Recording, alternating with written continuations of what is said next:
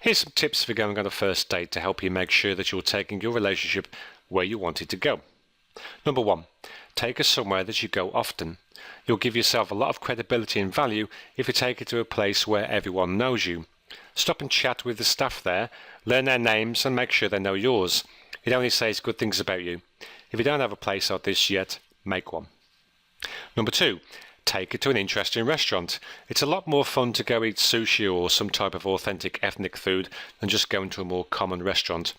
You don't want it to be so interesting that there's always something crazy going on and you can't talk to her, but just make sure it's a little different. Number 3, relax.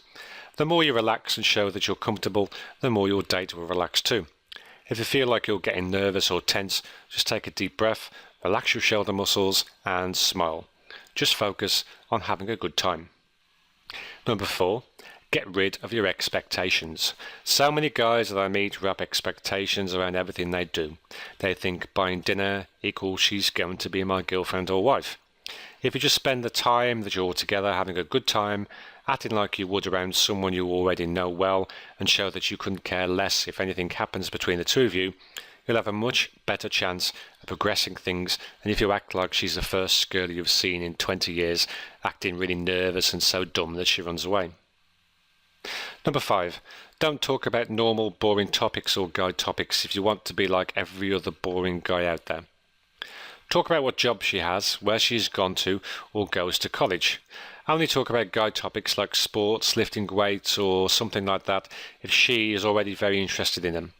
Also, don't cling to a topic like it's the only thing you can talk about. If the conversation dies, let it go. Number 6, have a story or two that you can tell if you run out of things to say. When the conversation stops, just say, anyway, and go into a story. The story doesn't have to be something too amazing, just a little bit different. Tell a story about a date that you went on and where your date did something embarrassing or funny. Women love to talk about relationships, and I've found that they are the easiest to come up with. If you're having problems, just grab a girly magazine and read it for 15 minutes or so. You should find more than enough things to talk about in that. Number 7, know a little bit about a lot of things. Now you can ask me almost anything, and I'll probably know enough about it to talk for at least 5 minutes. The more you know about, the easier it will be to hold conversations on just about any topic. Number 8, if your date wants to talk, listen to her. People like to talk and get the feeling that what they have to say is important. This doesn't mean that you should ask her endless questions trying to get her to talk. If she's not talking, feel free to, but don't interrupt her if she is.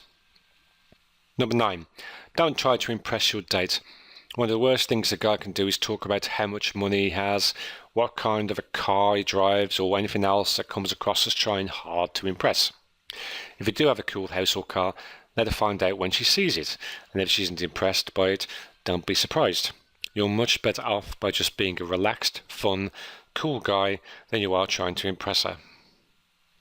And finally, number 10, have a plan. You should have your date planned in advance, and although you should have it planned, you should also be flexible. If something comes up that could be a lot of fun, don't be so rigid that you can't change plans. Your plan should be more of a guideline so that you always have something to do.